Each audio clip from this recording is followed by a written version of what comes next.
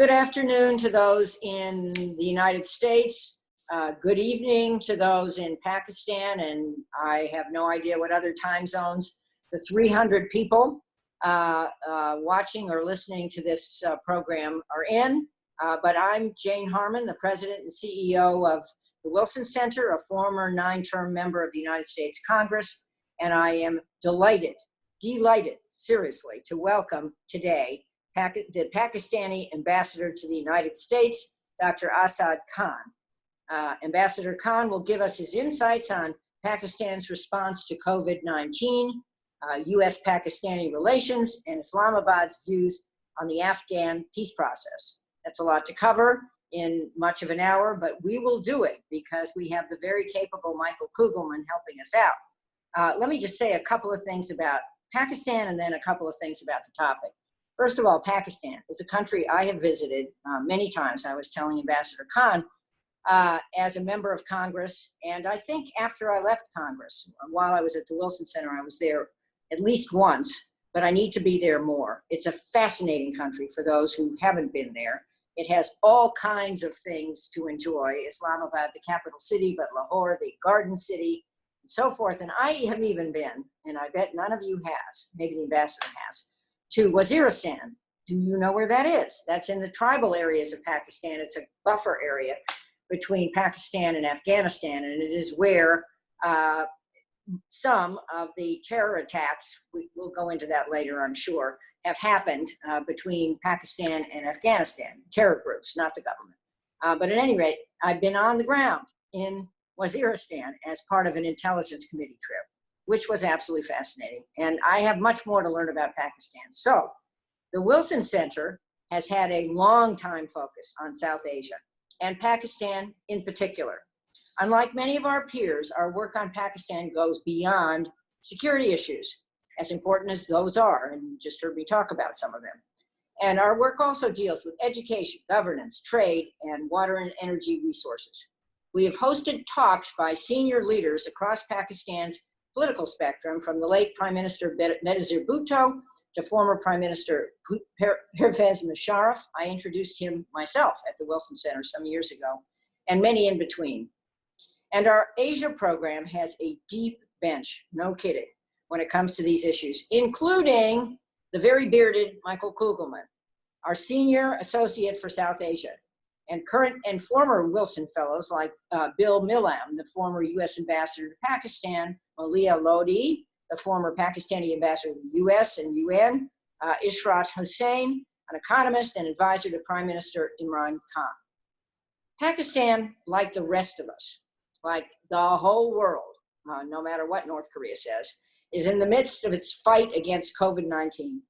The numbers are low relative to many other countries, with 35,000 cases and around 800 deaths. Since when do we think 800 deaths is a low number? But they continue to rise. Meanwhile, Prime Minister Khan recently announced that the country will gradually ease its lockdown. The United States and Pakistan have tried not to let the pandemic get in the way of other work, facilitating, for example, the intra-Afghan peace talks. Just last Friday, Zalmay Khalilzad, the U.S. Special Representative for Afghan Reconciliation and a former U.S. ambassador to Afghanistan, Afghan-born, a fascinating man and a very good friend of mine, was in Islamabad for consultations with Pakistani officials. Those efforts, of course, raise questions. What will Pakistan look like, Pakistan-US look like, Afghanistan look like, Pakistan-Afghanistan look like, if and when US troops leave Afghanistan totally, which is a possible endgame of the peace talks. So I'm guessing Ambassador Khan is going to give us a little of his insights about that. He is a career Foreign Service officer who has been ambassador to the United States since January 2019, when the world looked a lot different. During his nearly 3-decade diplomatic career, he was ambassador to Japan, Director General of the Americas at the Ministry of Foreign Affairs, Deputy Chief of Mission in the Embassy in Washington, and many other distinguished roles. Before we hear from him, we do need to hear from the very bearded, very qualified, I won't let him get away with this, Michael Kugelman, who has for years been our most respected voice on South Asia. Please welcome Michael Kugelman. Over to you. Well, thank you very much, Jane. I appreciate the very kind introduction and appreciate the facial fashion compliment. Thanks. I think that you've really teed up this discussion very well, and so we'll get underway in just a moment. But first, I'd like to join you in extending my own welcome to Ambassador Khan. It's terrific to have him with us today. Those of us who are based in Washington and have studied Pakistan for some time will know Ambassador Khan not just through his current position as Pakistan's envoy to the US, but also through his previous roles at the Pakistani embassy, which Jane just laid out. I should also say that Ambassador Khan has been particularly busy over the last few days as he's been overseeing the repatriation of a large number of Pakistanis based here in the US going back to Pakistan. And I believe he's actually been at the airport to personally oversee those efforts. That's a very important, but a very intense and time-consuming effort. And I should say, just as an aside, it was quite a striking sight to see images on social media of Pakistan International Airways jets sitting on a tarmac at, I believe, Dulles Airport. And that's because we don't usually see PIA planes in the US. But anyway, we look forward to this discussion with Ambassador Khan. Just a few quick words on the format. In just a second, he'll offer some opening remarks. We may then ask a few questions before going to a Q&A with questions from the audience, which you should submit via Twitter and email. So please, if you have a question that you'd like to pose to the ambassador, please tweet it to the Wilson Center's Asia Program Twitter handle, which is @AsiaProgram, or email it to asia@wilsoncenter.org. So with that, I turn things over to Ambassador Khan. Well, thank you very much, Michael. And through you, I'd like to thank Jane and the Wilson Center for inviting me to share our perspectives on some of the issues that are on the minds of those who have an interest on South Asian issues and subjects. I would, before I get into the topic, I certainly, and thank you very much, Jane, for that generous introduction. And I think as soon as we are able to have restrictions on international flights lifted, I do look forward to welcoming you to Pakistan. We value our engagement with Wilson Center. I'm thankful for you to organize this, and we would like to build on that great history of cooperation that we have with Wilson Center, and to invite you to, one, see for yourself how much ground we have covered in Pakistan, since you were on the Intelligence Committee and you visited some of those areas that were basically afflicted with terrorism. And so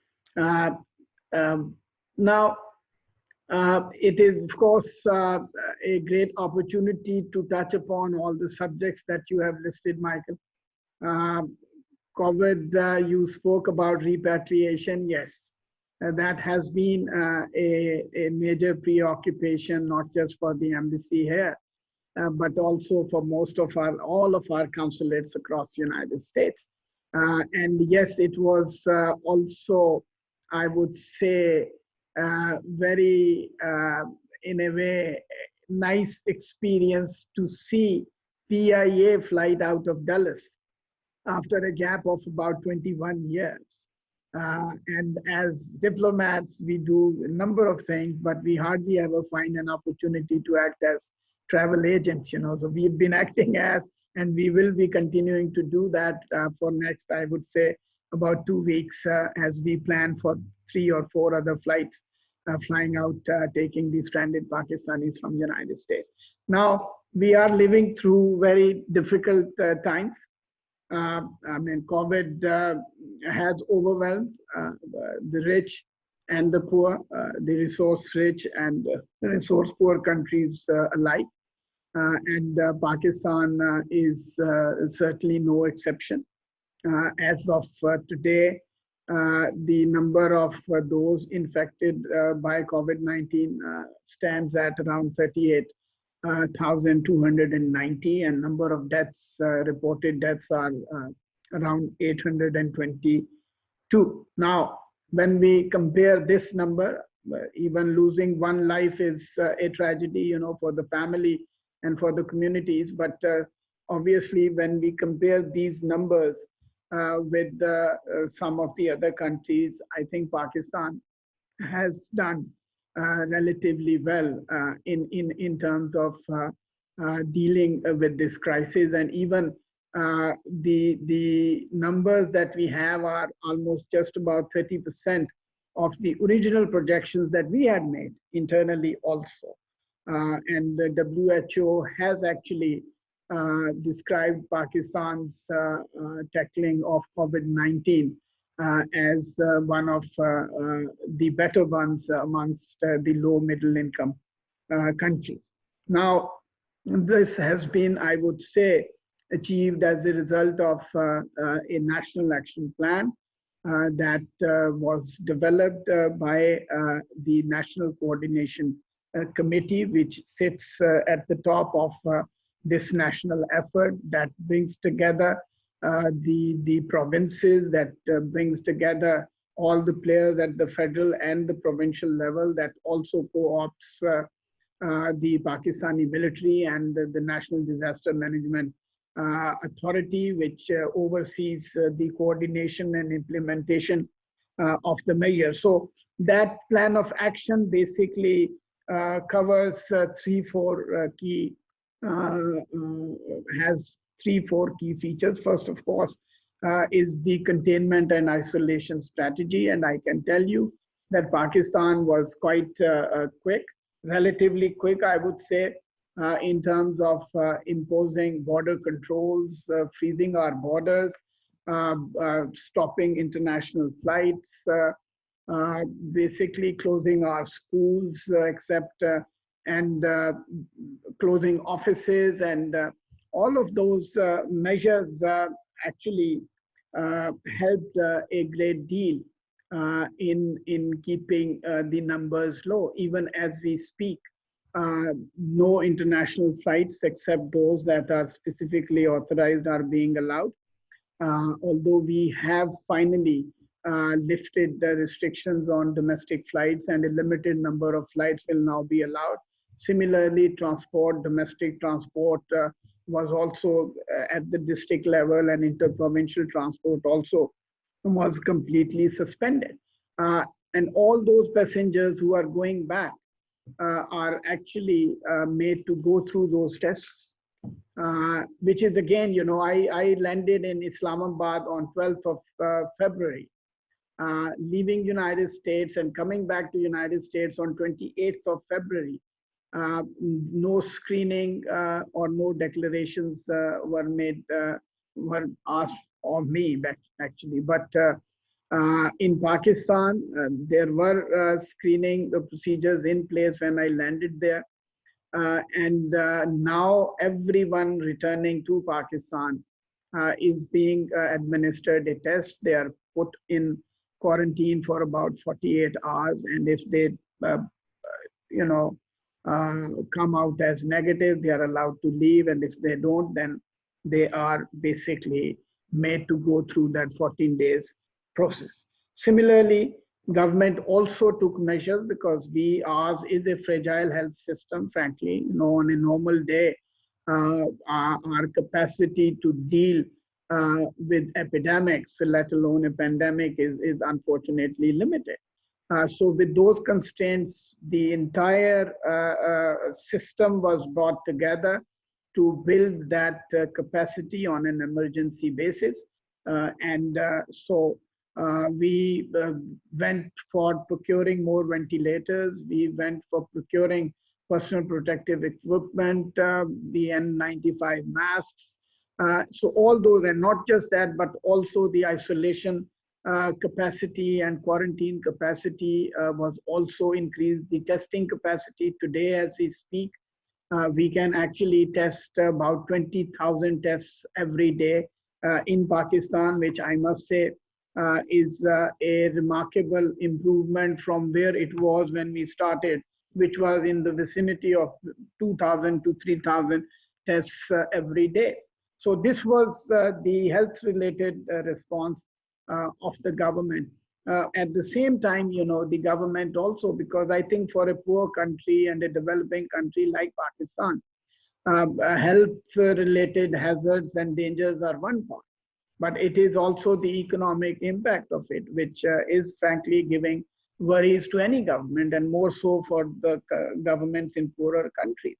So the government came up with an unprecedented financial support package amounting to about 1.2 trillion rupees, which is around $8 billion, which involves direct cash transfers.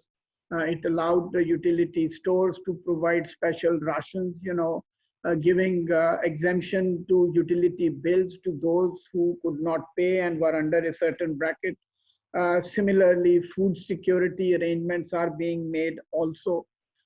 Actual cash transfers are also being done, and so far about 8.2 million people have been provided with that cash support through the SARS emergency cash support program. But not just the national efforts. I think the Prime Minister was also very clear that in this crisis we are all in it together. So countries, and particularly the poorer countries, which will be impacted by the slowdown of the global economy and the economic recession and the high unemployment and the high incidence of daily wages in Pakistan.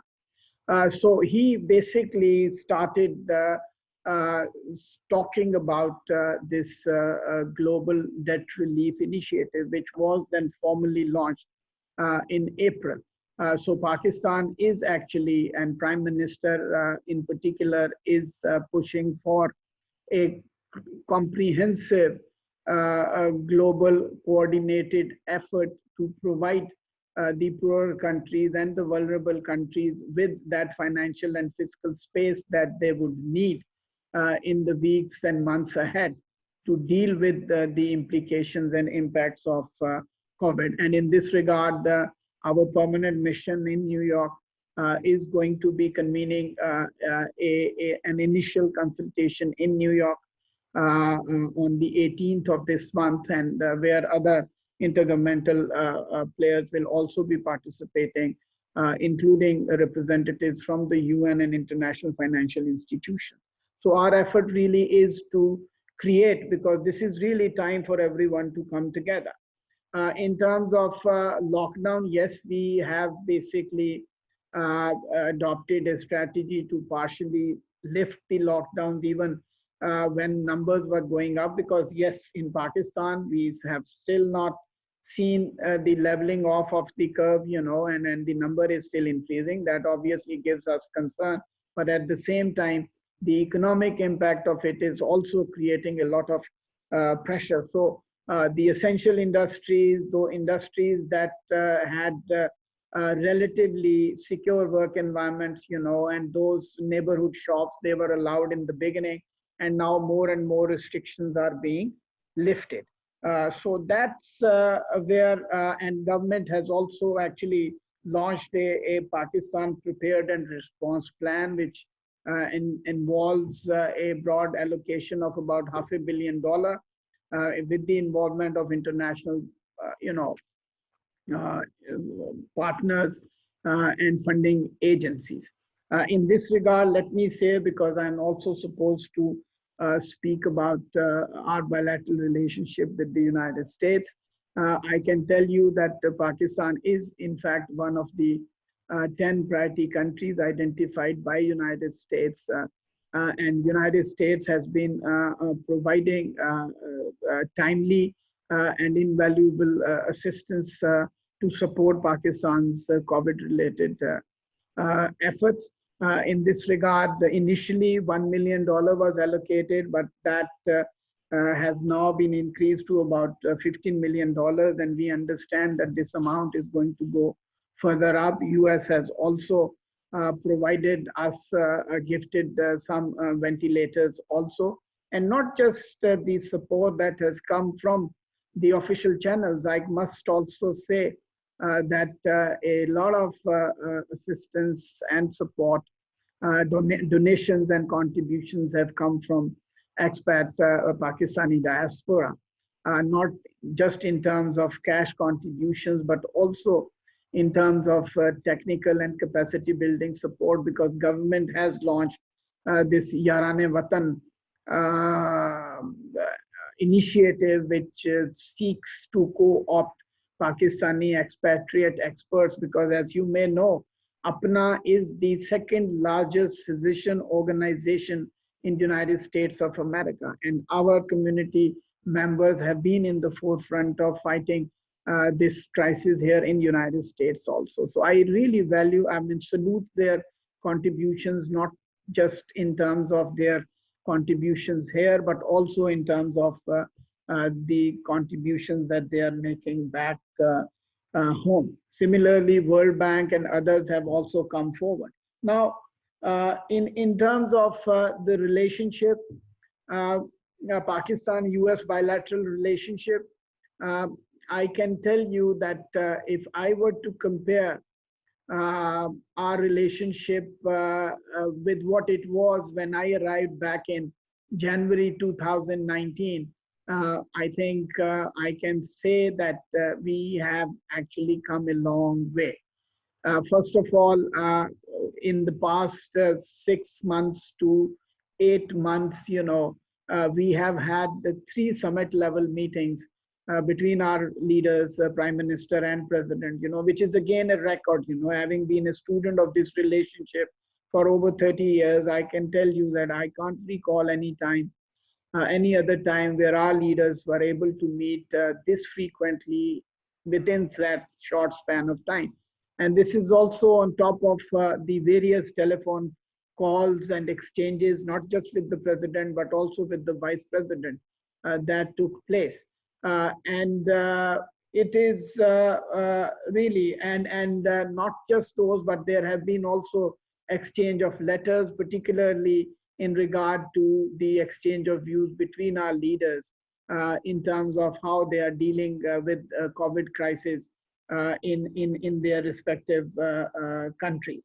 And we have, from a point where when I arrived, there was a restriction on the movement of diplomats in Islamabad, in Washington, those restrictions are not there. There were some of the tax privileges were withdrawn. They have been restored, so high level exchanges were not taking place. Those exchanges are taking place even as we go through the COVID. And despite all the diversion in attention because of the COVID and preoccupation of every country with COVID, we have been able to work together on securing peace in Afghanistan, and we have been able to closely work on that.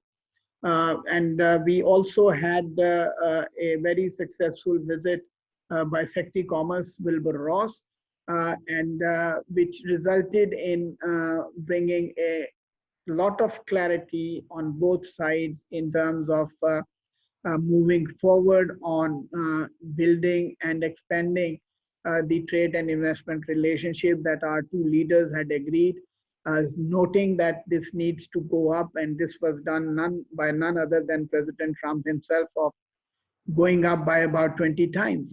So I think in the next, COVID has frankly, unfortunately put a spanner in the works. But we are trying to make up by relying on these new means, and I personally think that one of the abiding legacies of COVID-19 is actually going to be the potential that we have discovered of teleworking and telelearning and Zooming, So we will try to use these means to basically revive some of those conversations and to work on concrete outcomes on the trade and investment side also. On Afghanistan, let me say briefly that Pakistan has seriously and sincerely facilitated the peace process.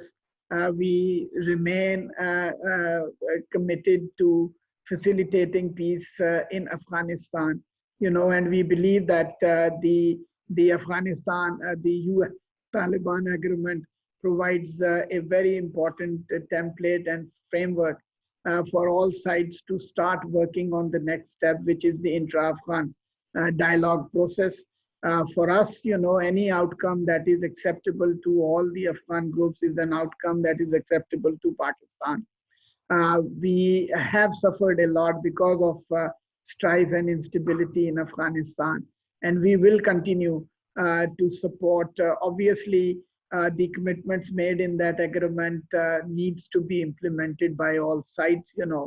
We need to have confidence building measures. Reduction in violence is something, and what happened the other day in the hospital in Kabul is perhaps, I would say, the APC movement in Afghanistan. This is the army, sorry, APS, the Peshawar APS incident moment in Afghanistan. I think all the Afghan factions and players and stakeholders should come together because I think it's very clear the kind of vicious forces we are all confronted with. And we all need to come together. And if US and Taliban can get to a point where they are able to sign an agreement, we don't see no reason why all the Afghan sides are also able to come around to a common understanding, which would open the doors for a comprehensive peaceful settlement in Afghanistan, which will help us, which will help them, which will help United States. So I'll just stop here. I hope I have observed the time given to me, Michael. No, that was great, Mr. Ambassador. Thank you very much. Your comments have sparked a number of questions, but I'd like to recognize Jane Harman, our President and CEO, who's going to pose the first question to you. So over to you, Jane. All right. Thank you. And thank you, Mr. Ambassador. I think that summary was very helpful, and there's no question that Afghanistan, under the Prime Minister's leadership and your leadership, is being a very good world citizen. And thank you for that on behalf of the world. Not that I represent the world, but the Wilson Center sort of does. And thank you on behalf of our country, the United States. It's very helpful.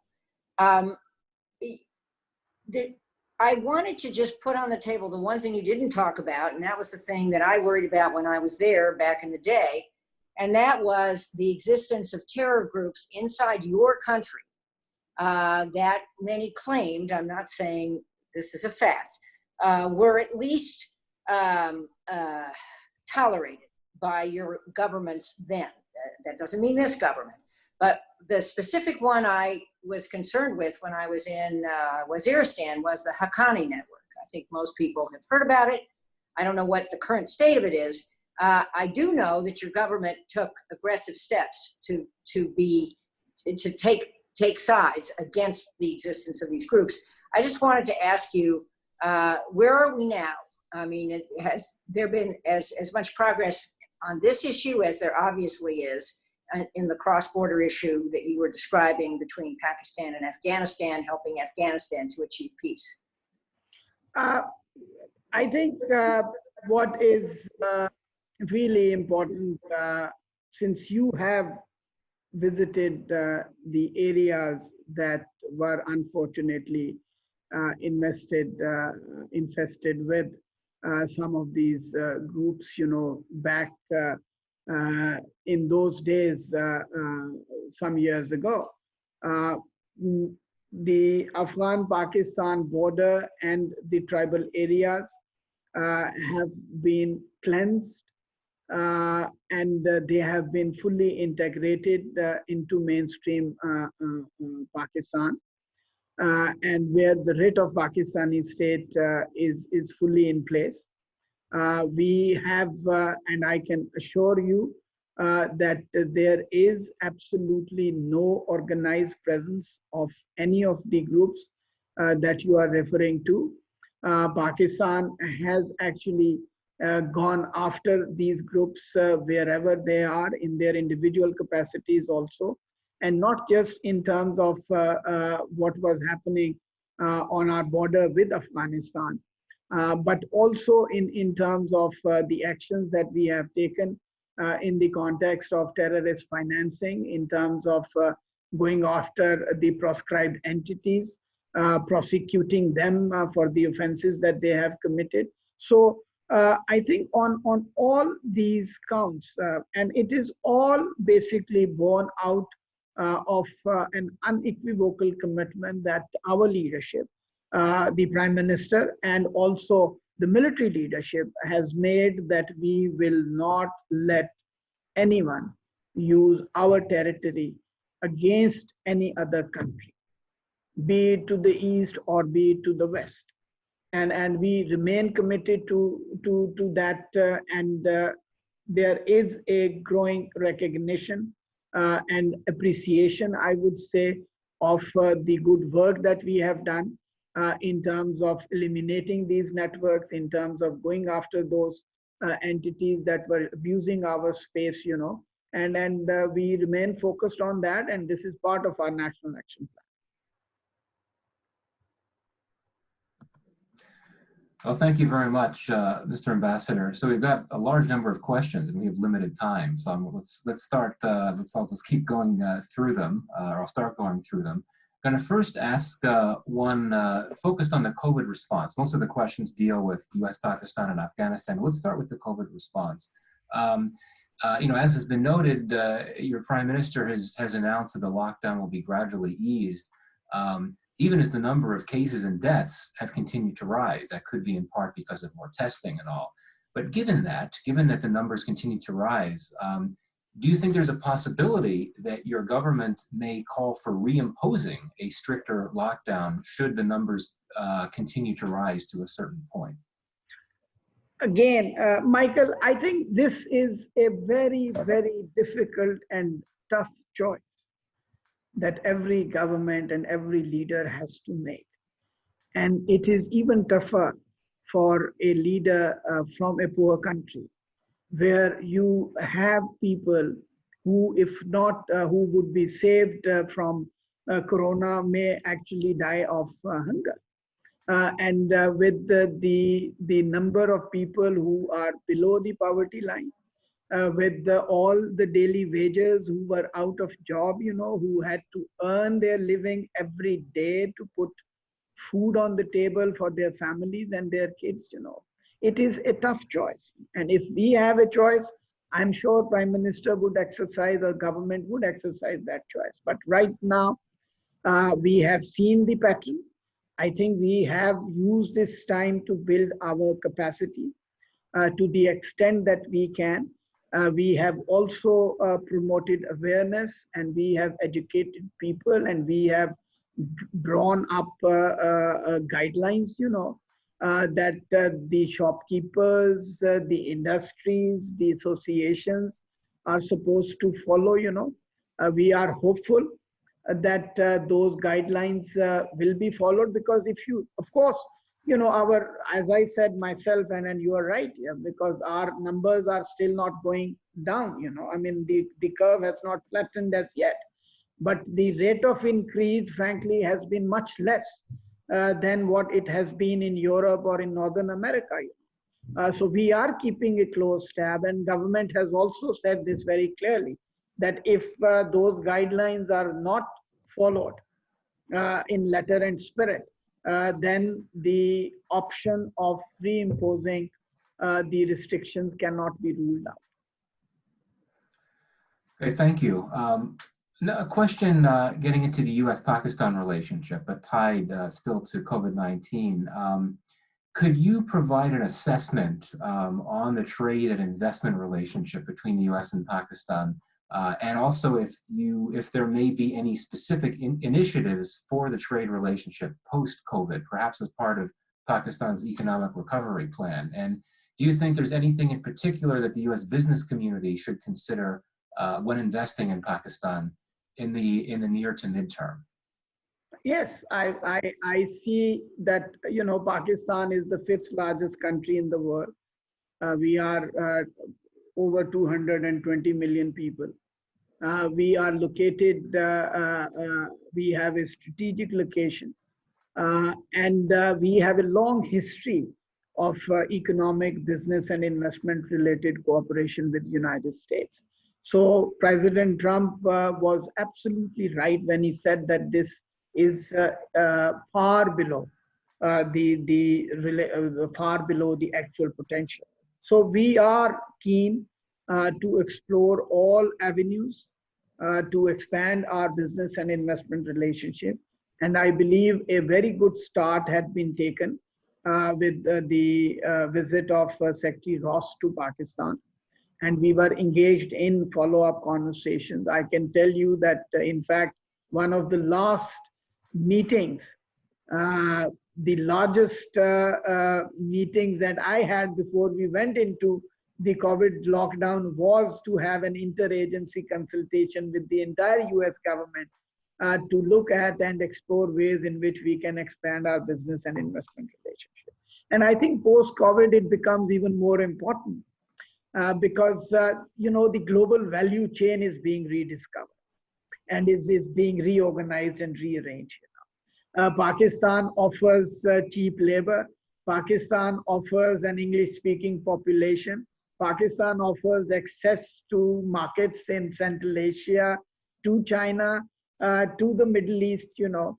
And there are US companies who are keenly looking at the possibilities in, so we can be a net importer of things, we can be a net exporter of things, but we can also be used as a manufacturing hub by adding value to products that US exports to other countries in our neighborhood, and therefore that relationship. So I think I see a lot of potential in building a strong investment relationship also, because IDFC, the new Development Finance Corporation that United States, which succeeds OPIC, I think lifts that US equity restrictions also, and then increases the overall size of the portfolio that IDFC carries. So that also, I think, gives an opportunity. And OPIC historically was a key player in Pakistan.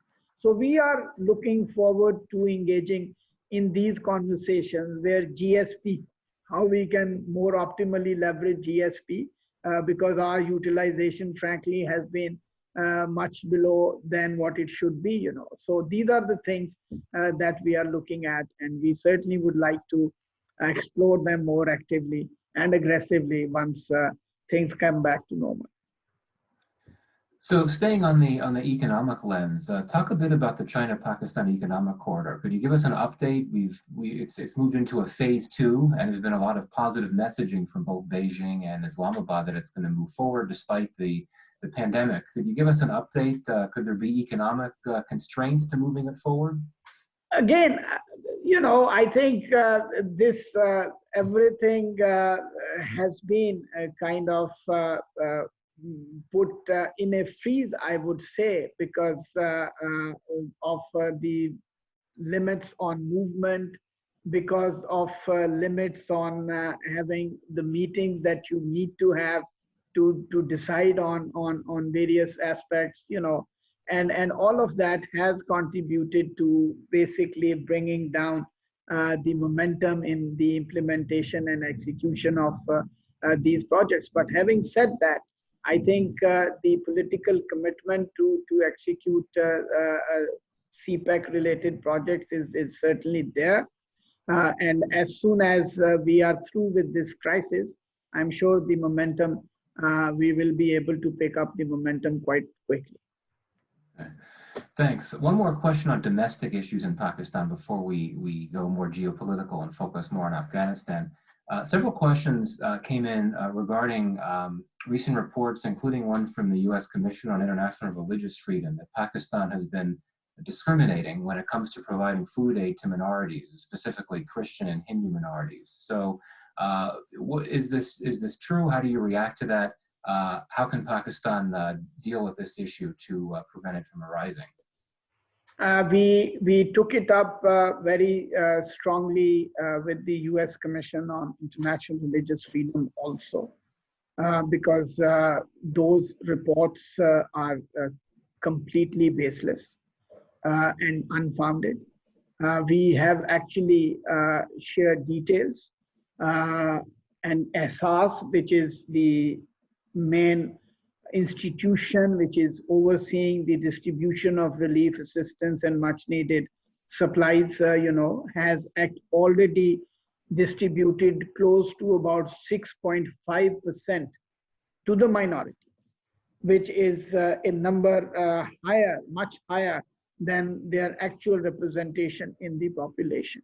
And let me say this, and it's unfortunate that some people are basically talking about these issues and for their own reasons, and but in our aid distribution system, one's faith is not an issue and is not a factor that is looked at. For us, anyone who is a Pakistani citizen and who is in need of help and support is being provided help and support through the mechanisms that exist. And it's not just, Michael, the assistance that is being channeled through the governmental sources. Even there are charities of Pakistani Americans here in the United States that are providing, and I am well aware of those initiatives also that are going all the way to Pakistan to provide support, relief, and assistance to various communities, including minorities. Well, thank you. So let's go and focus a bit on Afghanistan now. I mean, obviously, this is a big issue.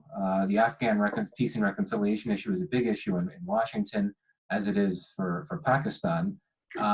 And you had said before that let's hope that the sides can make something work out and come together. And the optimism is admirable. But as you know, things are in a pretty bad state right now. You mentioned the horrific attacks that happened on Tuesday, including the attack on a hospital. The Afghan government has declared that it's going to scale up offensives against the Taliban, which suggests it's not in any mood to launch the intra-Afghan dialogue right now.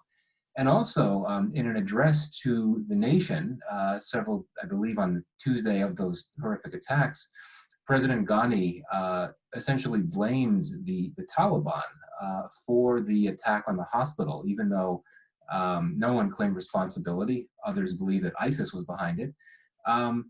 The Afghan government has also, in recent days, been suggesting that the Haqqani network is working with ISIS in some recent attacks. So just curious to get your take on what do you think about the state of the peace and reconciliation process right now? It's in a fragile position.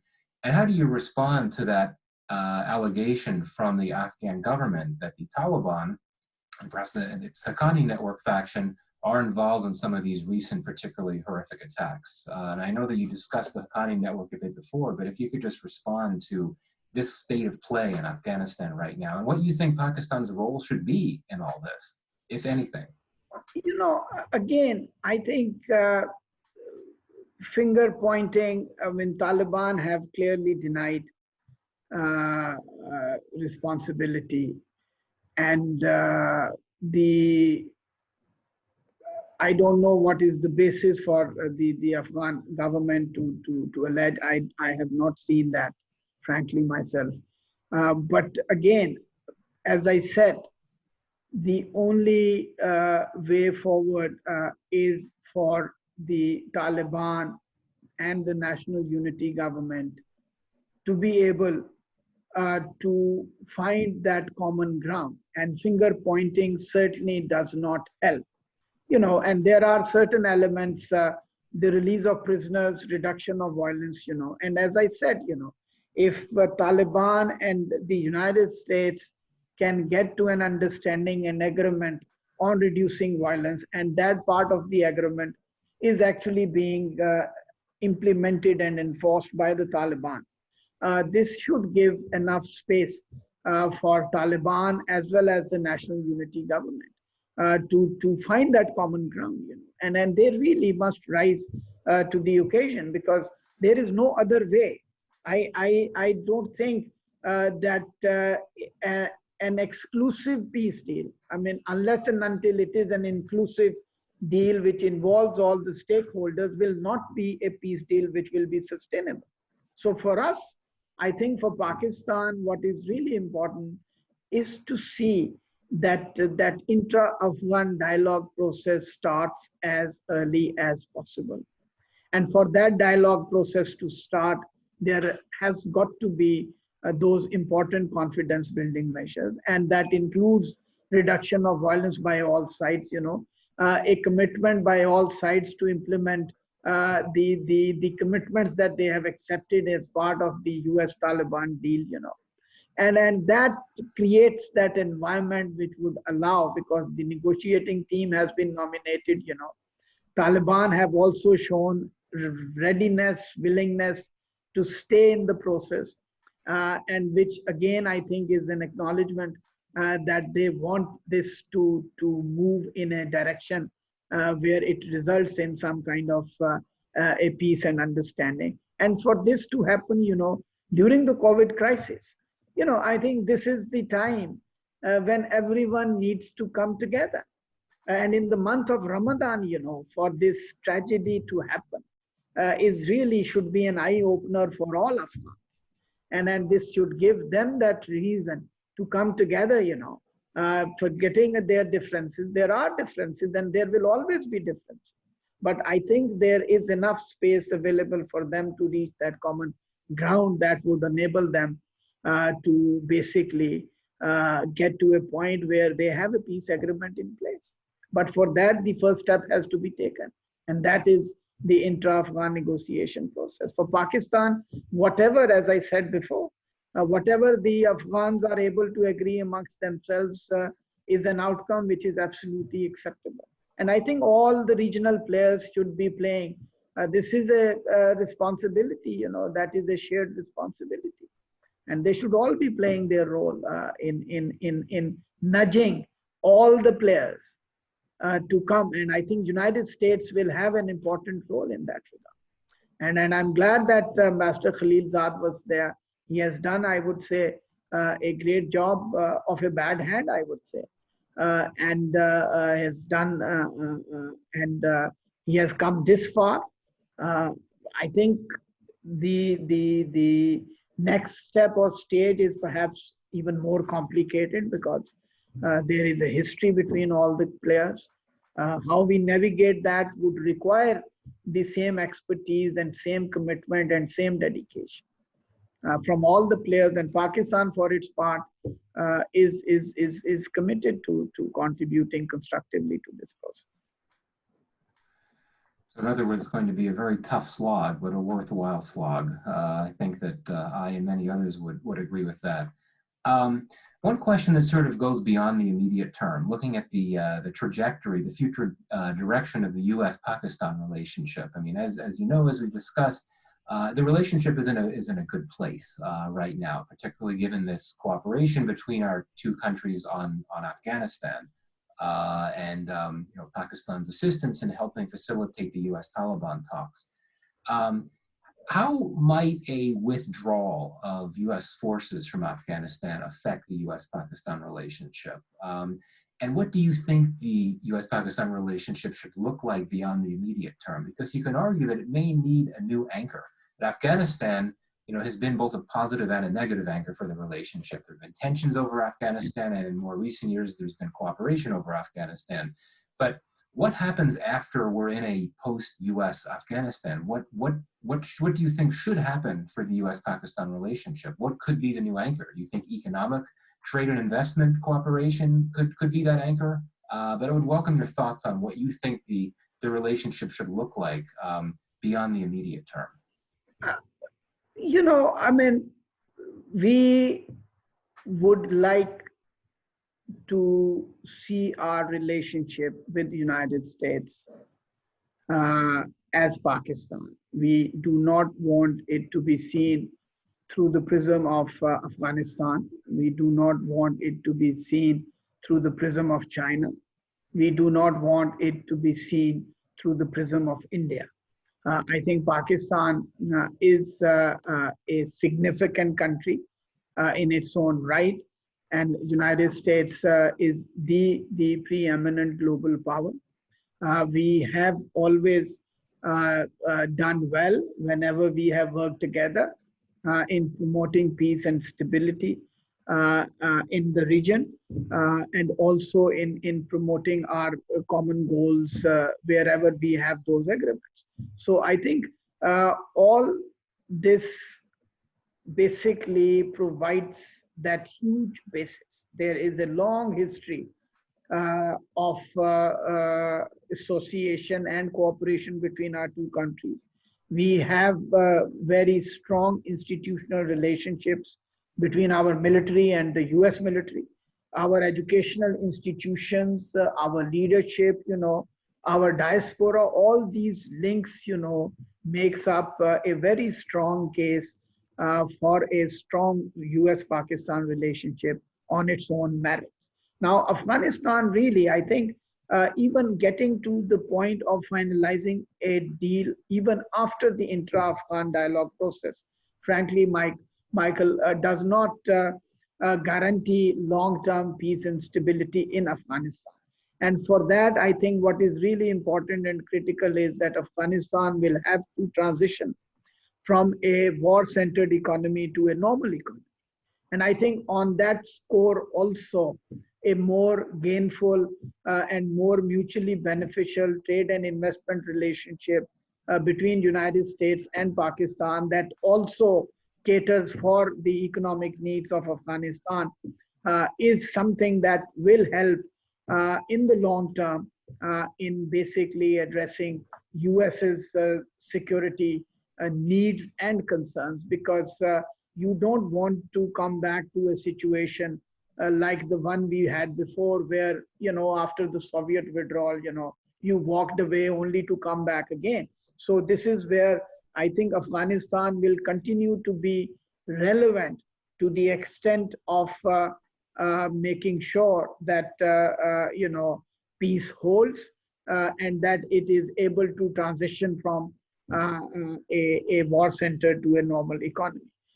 In terms of economic potential, I think Pakistan offers a lot. I mean, just to give you one example, just in 2019, in 1 year, our soybean imports from United States jumped from just about 50 million to close to $1 billion.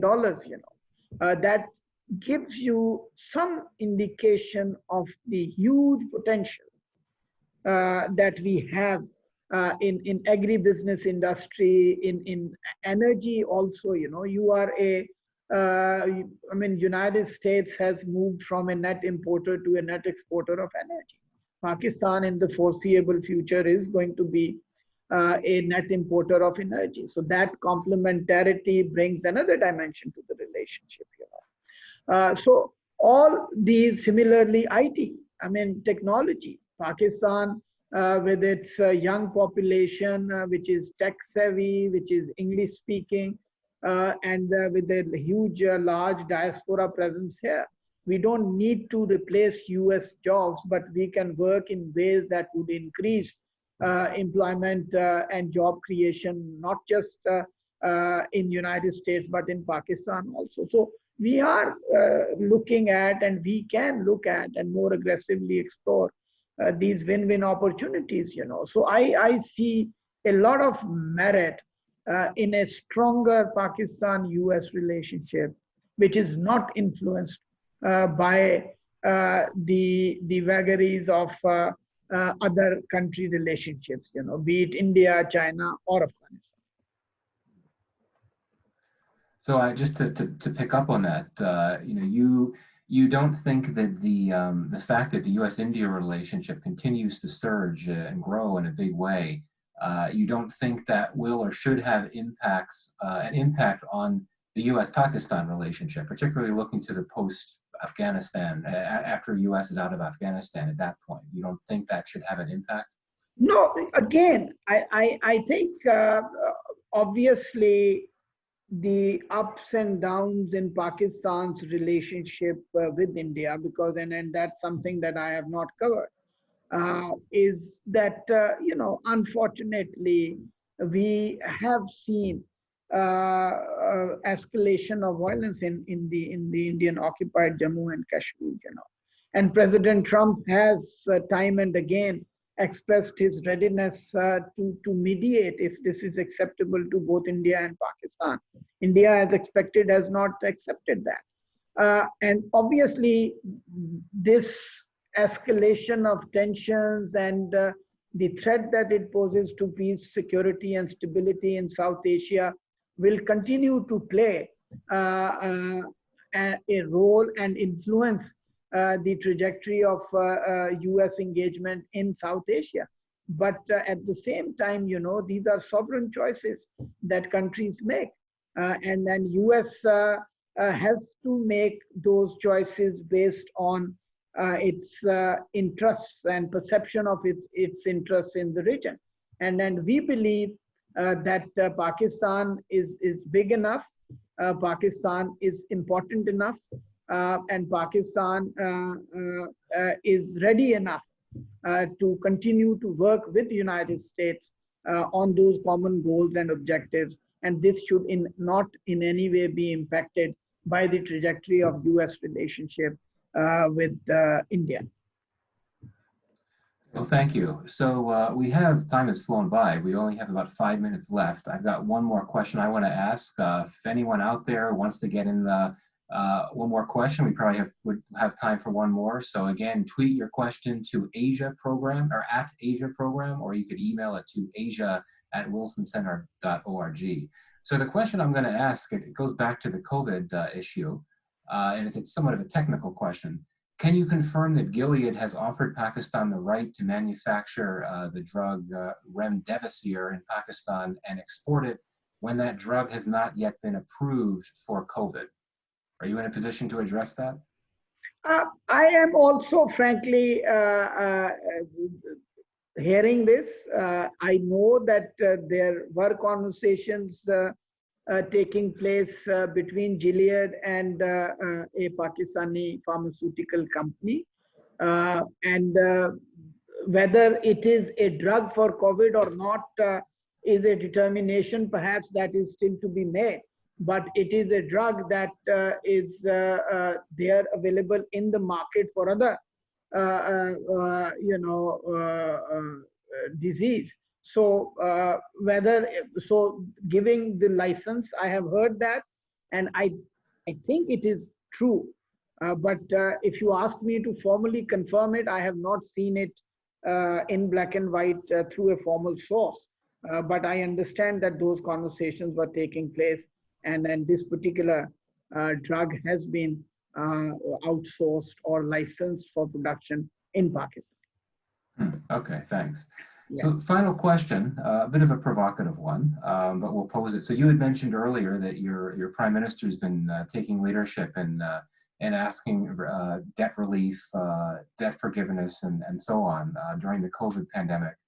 The question is, when so many stressed LDCs, lesser developed countries, deserve this, should this privilege be extended to Pakistan, which is spending large sums in maintaining nuclear weapons? Again, I think the point is that we are dealing with a situation that involves the welfare, well-being, and life of individuals. And there are criteria already in place for countries to be assessed based on their needs and not based on the politics of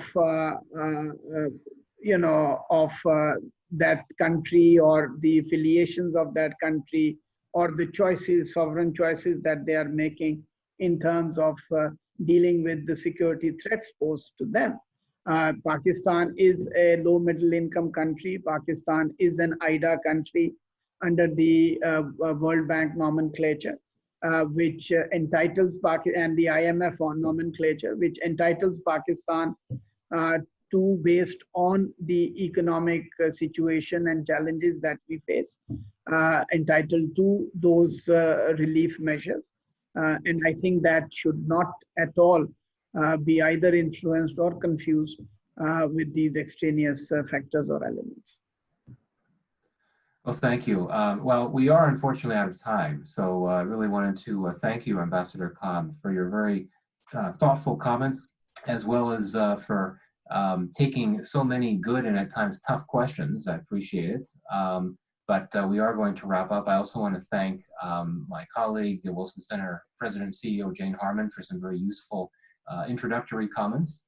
Thank you all for joining us, and I wish you all a good weekend, and above all else, please stay safe and please stay healthy. So with that, we will sign off and we are adjourned. Thank you very much. Thank you.